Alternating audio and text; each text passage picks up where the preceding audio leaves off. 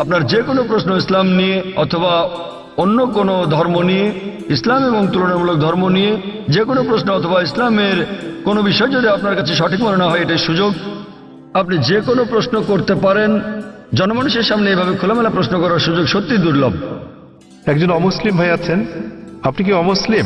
হ্যাঁ ভাই, আপনার প্রশ্ন করুন। হ্যাঁ, আসসালামু আলাইকুম ভাই জাকির, এবং শুভ সন্ধ্যা আমার ইসলামী ভাইদের এবং অন্য ধর্মের ভাইদেরও। আমার নাম রামজি জায়রা আমান। আমি আমেরিকার একজন টেকনোলজিস্ট, সেখানে প্রায় ৩৫ বছর ধরে বাস করছি। আর গত ৩ বছর ধরে আমি আধ্যাত্মিকতা চর্চা করছি আমার জীবিতকালে একটা আত্মিক মুক্তির উদ্দেশ্যে। আমি কোরআন শরীফ পড়েছি। আমার একজন বন্ধু আছে, বলতে পারেন আজীবনের বন্ধু। গত ৪৫ বছর ধরে সে একজন খাঁটি মুসলমান। আমার প্রশ্ন হচ্ছে, প্রথমে আমাকে একটি কথা বলতে দিন, তারপর আমি আমার প্রশ্নটি করব।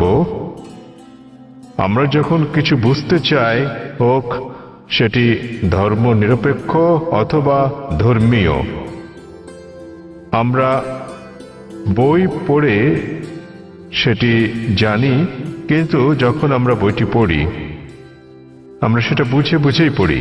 তাই যদি হয়, তাহলে কেন প্রায় 1 ঘন্টা ধরে আপনার ছেলে বক্তৃতা করেছিল কোরআন বুঝে পড়ার বিষয়ে, বিশেষত সৌদি আরবের ভাষা আরবি ভাষার বিষয়ে?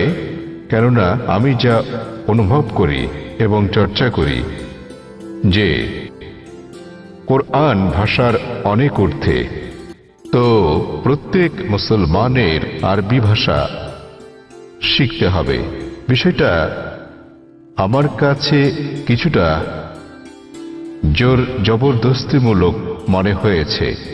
কোরআন কি তাই বলে? ভাই, একটা ভালো প্রশ্ন করেছেন।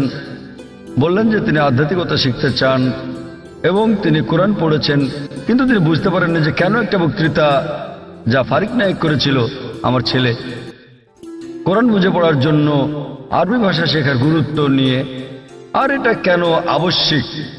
আপনি যদি আমার ছেলের পুরো আলোচনাটা শুনে থাকেন, সে কখনো এটা বলেনি যে প্রত্যেক মুসলমানের জন্য আরবি শেখা আবশ্যিক। সে কখনোই বলেনি।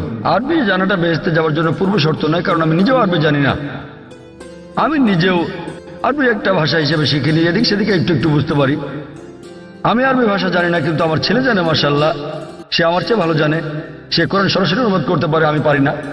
কিন্তু তার আলোচনায় যদি আপনি শুনে থাকেন, সে বলেছিল যে যদি আপনি আরবি না জানেন, কমপক্ষে অনুবাদটা পড়েন।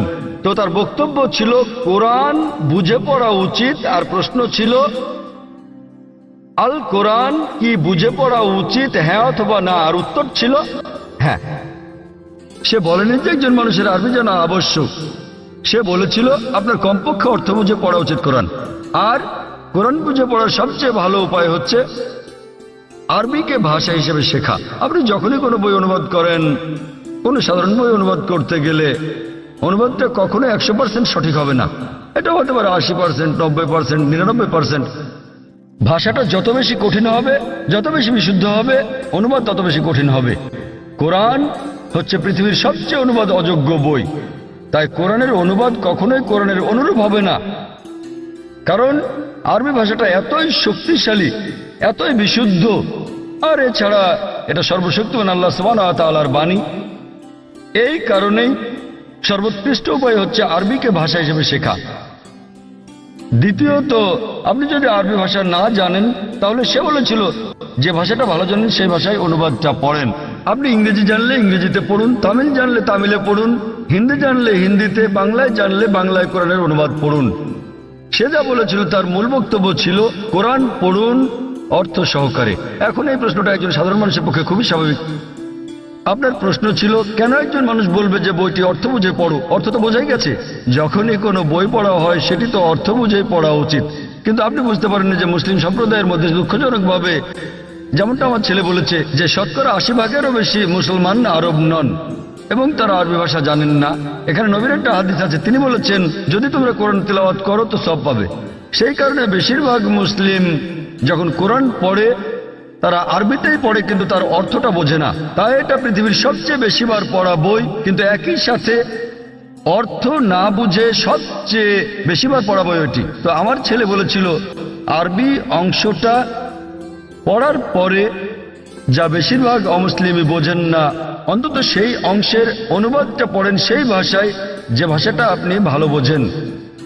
সে জোর দিচ্ছিল যে কোরআন নির্দেশনামূলক গ্রন্থ, এটি সর্বশক্তিমান আল্লাহর গ্রন্থ। সে সকল মুসলমানকে অনুরোধ করেছে যে আরবিটা পড়ার পাশাপাশি অনুবাদটাও পড়েন, যার স্থান দ্বিতীয়, কিন্তু সবচেয়ে ভালো আরবিকে একটি ভাষা হিসেবে শেখা। কেননা আপনি যদি আরবি জানেন এবং শুদ্ধ ভাষা জানেন, যা আমরা আমাদের স্কুলে শেখাই, ইসলামিক ইন্টারন্যাশনাল স্কুল বোম্বে এবং ইসলামিক ইন্টারন্যাশনাল স্কুল চেন্নাইতে, তাহলে সংযোগ সূত্র পেয়ে যাবেন এবং কোরআনের অর্থ বোঝাটা আরো ভালোভাবে হবে। আশা করি উত্তরটা পেয়েছেন। ধন্যবাদ।